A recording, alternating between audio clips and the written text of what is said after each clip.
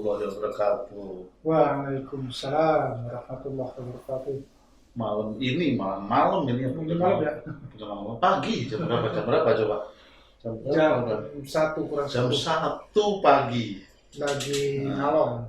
Kedatangan tamu Mr. Oke David, helpdesk nasional kita. Nah, Pak David, ini pertanyaan simple sih ini. E-learning itu sebenarnya kalau di konsepnya itu hanya masa pandemi atau enggak, atau gimana sih sebenarnya? Oh ya, Nah, WhatsApp dulu bro, semua apa kabar? Mungkin ada yang sudah kenal, ada yang belum kenal. Oke, konsep e-learning itu adalah konsep secara umum digitalisasi madrasah. Dikeluarkannya bukan untuk pandemi. sebelum pandemi. Kementerian Agama sudah menyiapkan salah satunya digitalisasi madrasah adalah program e-learning ini. Tadinya akan diberikan dulu kepada madrasah-madrasah percontohan, baik itu aliyah dan beberapa madrasah sanawiyah. Itu di sekitar bulan Oktober 2019, di bulan Oktober November 2019 sudah disiapkan hal seperti itu. Sampel pilot project untuk tahun ajaran 2020-2021 bulan Juli ini. Oke. Gitu. Dan itu rencananya ada bantuan kerjasama dan segala macam, itu urusan dari kementerian. Yang jelas ya sepanjang yang saya tahu bahwa itu sudah ditunjuk beberapa madrasah menjadi pilot project.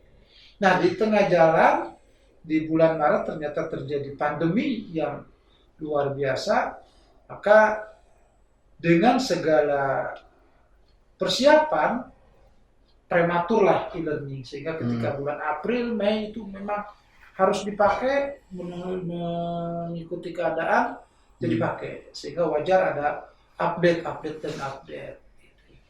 Tapi benar nggak itu sampai masuk 3 besar program yang dipakai di Indonesia? Ya, di salah satu media itu muncul di detik.com, kemudian di televisi swasta itu masuk terus.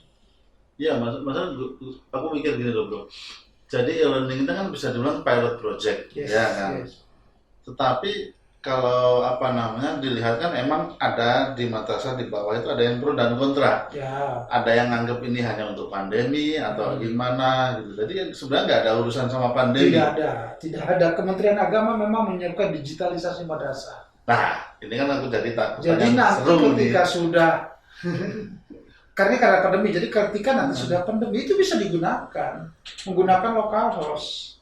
Ya, maksudnya gini, yang sebenarnya ada mikirin bro. Digitalisasi madrasah. Betul. Jadi sebenarnya kan pertama kita sepakat e-learning tidak ada urusan pandemi. Tidak ada. Tapi karena ada pandemi, ini terpush untuk digunakan. Betul. Ya kan? Ya, betul. Nah sekarang kalau kita lihat era sekarang nih ya, gimana nasibnya yang nggak pakai? Ya itu merupakan tantangan kalau menurut saya. Artinya begini, ketika satu madrasah bisa beradaptasi, maka dia yang mampu bertahan. Itu udah hukum alam bro. Iya. Apalagi digitalisasi nanti, orang yang tidak mau beradaptasi ya siap-siap tertinggal.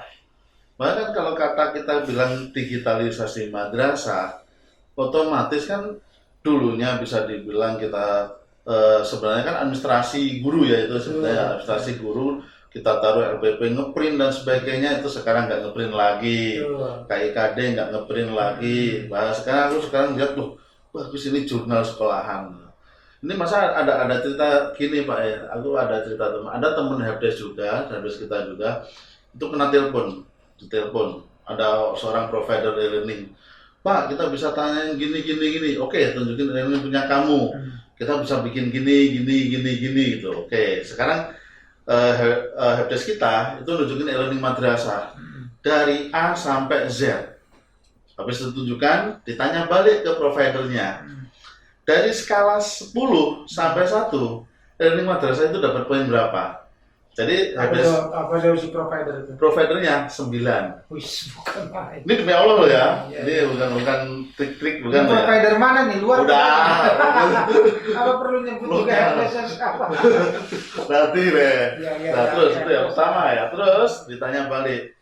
Dari provider sendiri, providernya nilai. E-learning provider itu dari skala 10 sampai 1 berapa? Ya, di bawah 5.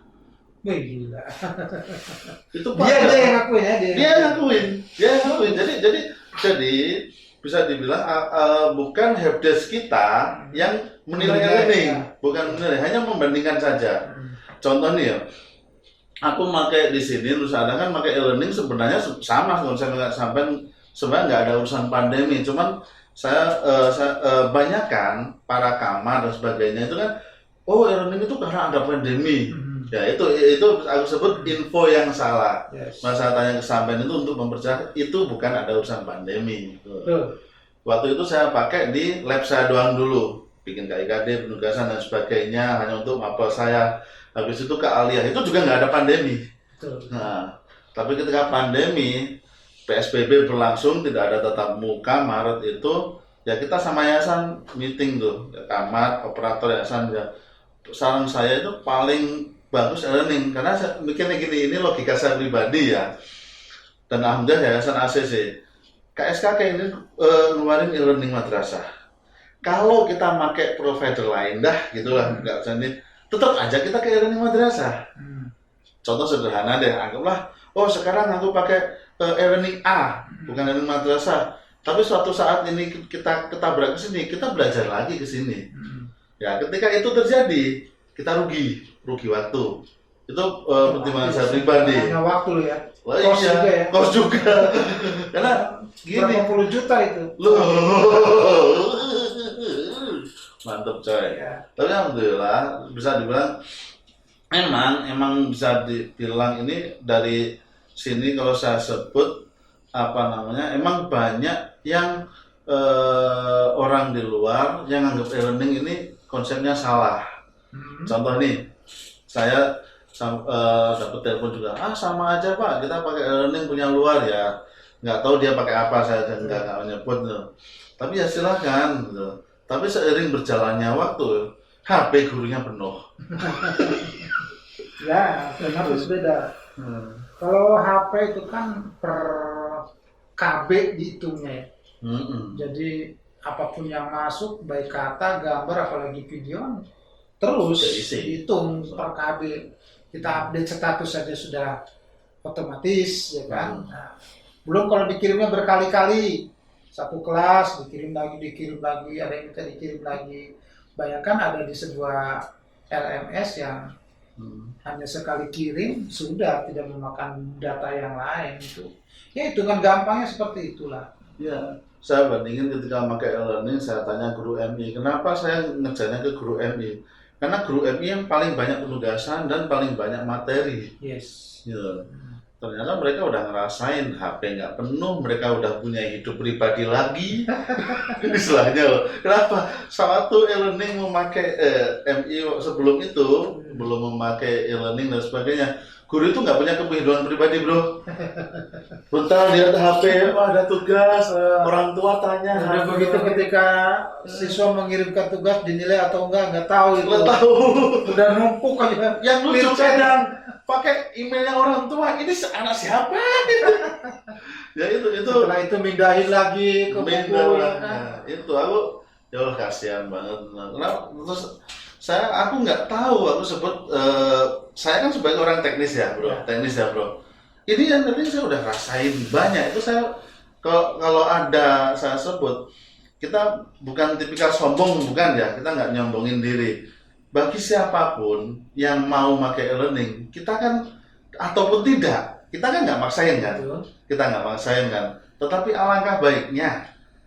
Karena ini aku pribadi ini produk madrasah sendiri, orang madrasah yang buat, apalagi saya dengar itu alumni dari madrasah juga yang buat.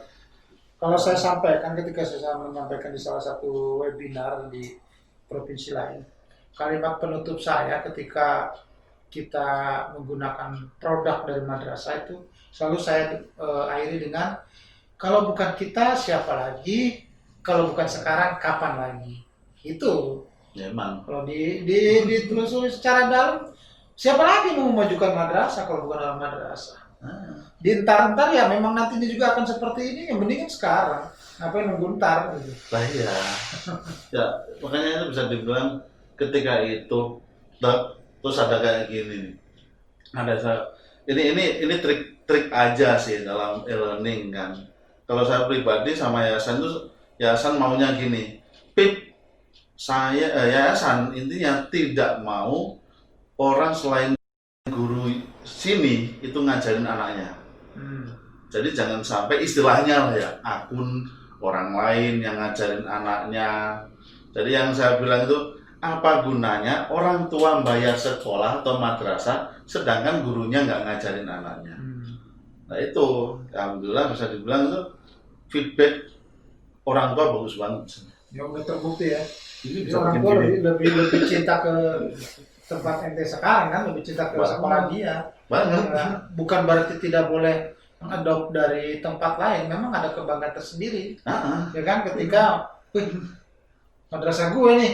Nah, Jadi guru gue yang ngajar gitu dibanding nanti dia melihat guru yang lain mungkin kan menyebutkan yang lain. Pasti berbeda lah. Pasti berbeda.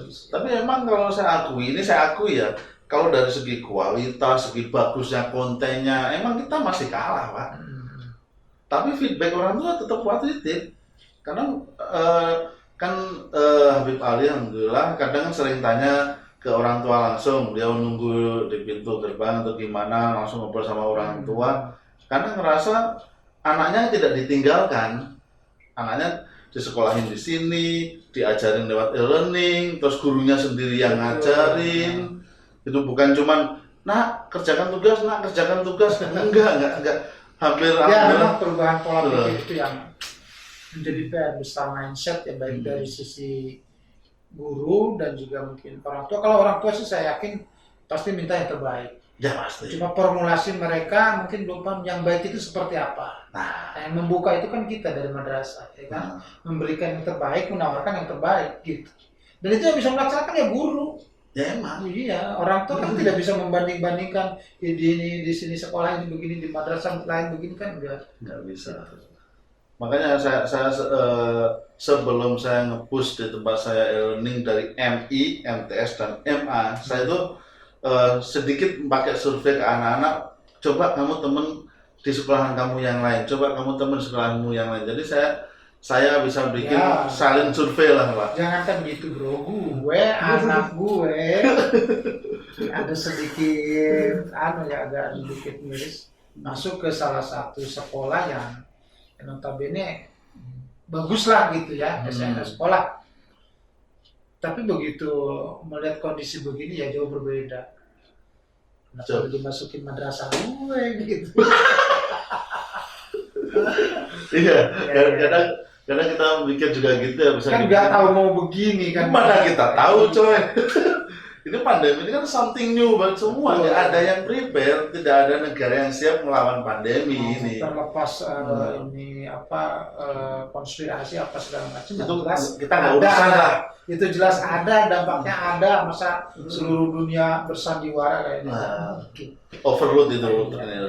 Jadi gitu. Emang kalau bisa dibilang itu kan emang dari putusan kita. Sekarang aku tanya mengenai kebijakan.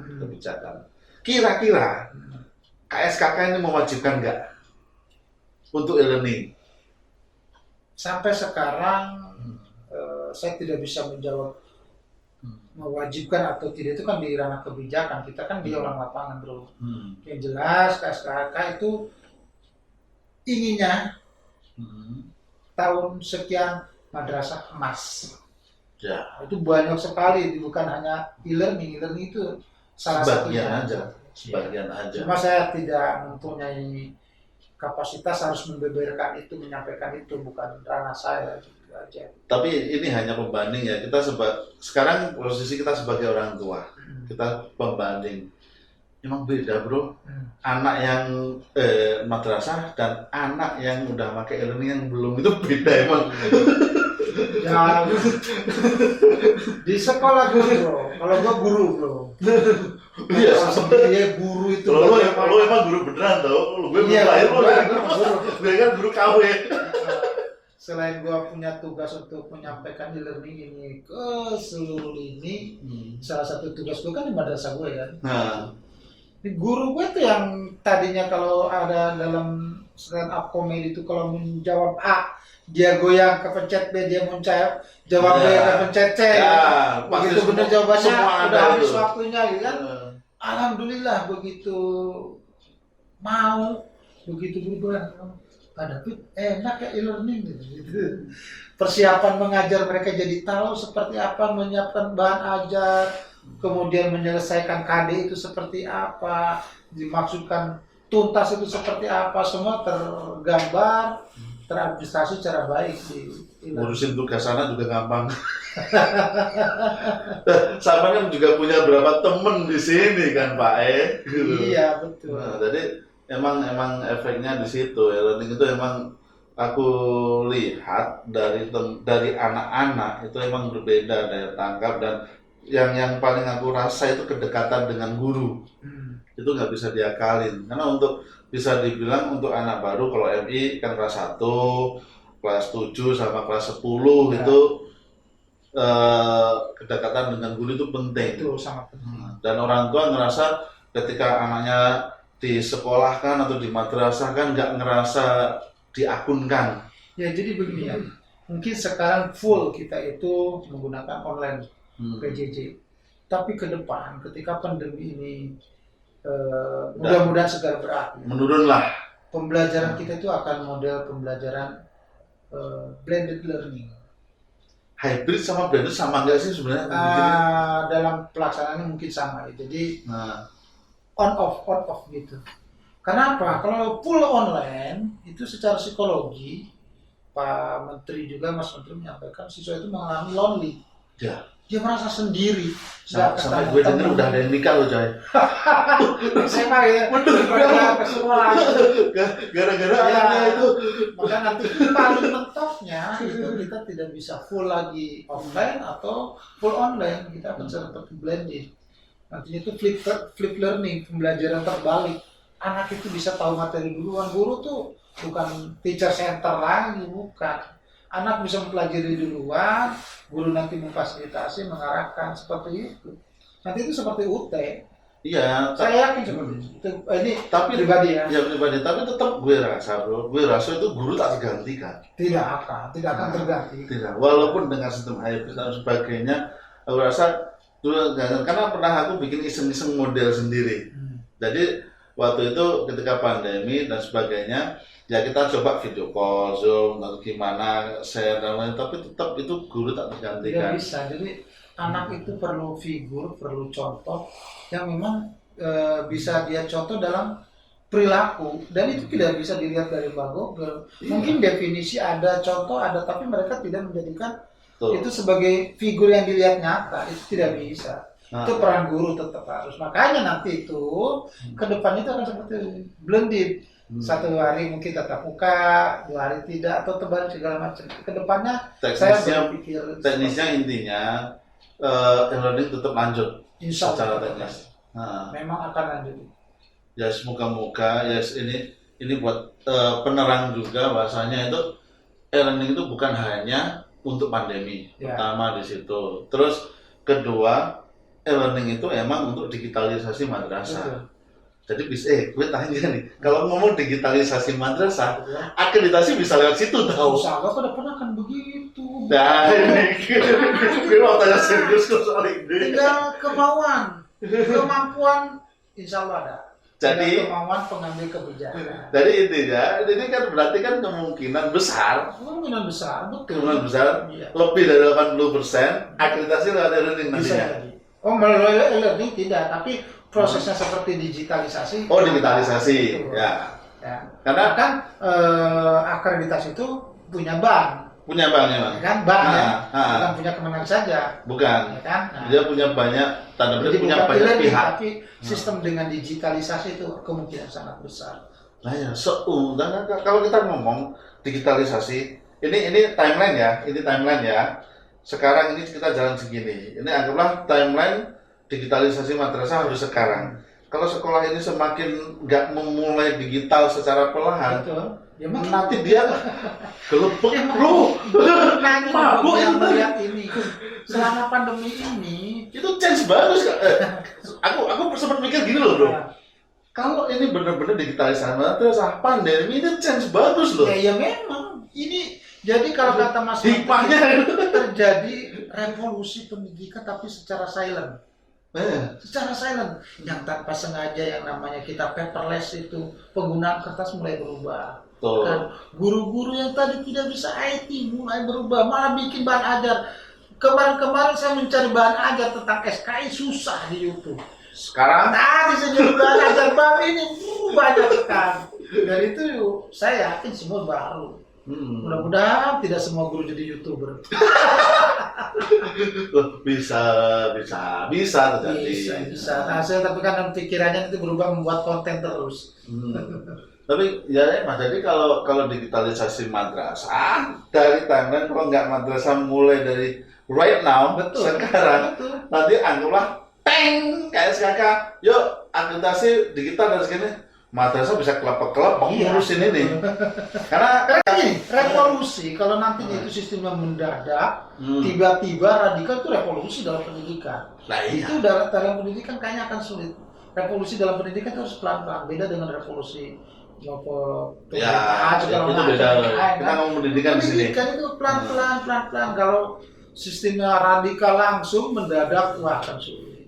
Nah, kalau kita ngomong pelan-pelan, ini kan posisi kelihatannya udah nggak ada yang bisa pelan bro. Jadi pandemi ini memang perfect time kalau kita sebut dari bukan saya mendewakan pandemi, bukan ya? Bukanlah, nah, membenarkan. Gila gue.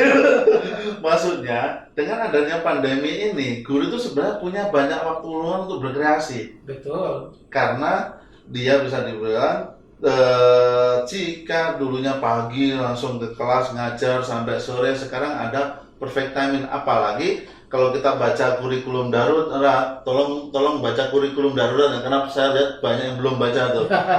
Betul. Ternyata naruh KIK ada banyak, wah ini mah normal, jamnya masih normal juga, gitu. Jadi kan 50% ke bawah Pak, yang kurikulum darurat yang disampaikan hanya yang esensial saja.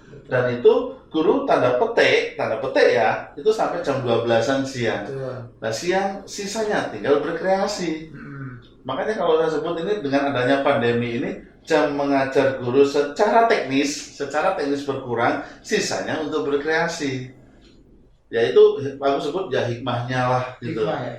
Ilham dan hikmah. Dan menyebut keuntungan. Bukan, tapi tetap aja kalau bukan kita memandang pandemi secara positif loh ya. Dalam hal yang positif. Kalau bisa dibilang kalau semuanya negatif, kitanya yang imunitasnya kurang, kita positif thinking aja lah gitu. Dengan positif thinking imun udah bertambah. Nah itu jadi semakin sehat aja. Betul. Jadi udah clear, e-learning itu bukanlah sesuatu yang bisa harus kita hindari, bukan dia hal berupa tanda petik setan mau menakutkan, tapi yang harus kita hadepin ke depannya. Iya, kalau tadi ditanyakan wajib enggaknya sebenarnya, terus mau pakai apa gitu loh. Lu ngajar pakai apa selama di WA kan gitu. Gue kebes juga gitu. Data juga, menggunakan data juga, menggunakan internet juga. Gagal, e-learning nggak nyebut rom gue bro, gue aja dong. Beda. Tidak makan rom, atau tidak juga makan HP itu orang kita web kan gitu. WA aja 2 minggu, seminggu 464 aja udah full, ngereset lagi, udah clear chat terus. Wah iya, makanya tuh sejak pakai e-learning aku liatin, beda banget ini. Sebenarnya kalau aku mikir e-learning itu bukan cuma e-learning madrasah. Bukan, e-learning itu kan istilah saja, itu kan LMS ya, sistemnya kan yang digunakan. Cuma kita punya ciri khas, dibuat di Kementerian Agama, berciri khas agama, dibuat oleh orang madrasah, digunakan oleh madrasah, e-learning madrasah. E-learning sendiri kan itu bahasa publik kan, bahasa umum. Supaya lebih familiar gitu ya. Padahal dulu nggak ada cerita loh ya itu. Sekarang kalau kita lihat sejarah, kita lihat perjalanan kita ya, teman-teman HD operator itu bisa mengalami dari kita ujian berbasis kertas, kemudian mulai UBK, membuat jaringan. Wah, kita bisa luar biasa bangga bikin jaringan koneksi. Dulu operator nggak ngerti RJ45. Nggak ngerti, jadi ngerti terus berubah-berubah sekarang full online. Dulu ketika jaringan kita mengharapkan ada online, enggak lah mendingan jaringan bebas gitu irit segala macam gitu kan. Ada yang soal online segala macam, menggunakan segala macam. Nah, sekarang ketika menggunakan itu full online ternyata bisa gitu, bisa juga gitu. Bisa. Jadi kita mengalami terus naik tangga nggak tahu sampai kapan. Kadang gini Pak, ada ini susah saya belajar. Maaf aku sebutnya guru di sini juga ada yang sepuh-sepuh aman. Ya itu segala kemauan aja lah gitu. Jadi ya anggaplah kalian itu emang clear, bagus, kedepannya pasti kepakai.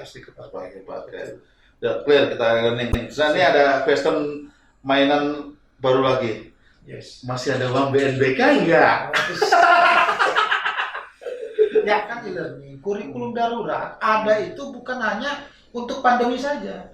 Ini yang mainan baru nih, AKM. Ini bisa dibilang kayak membuat gelisah. Kalau orang tua kelihatannya masih belum begitu tahu ya ini.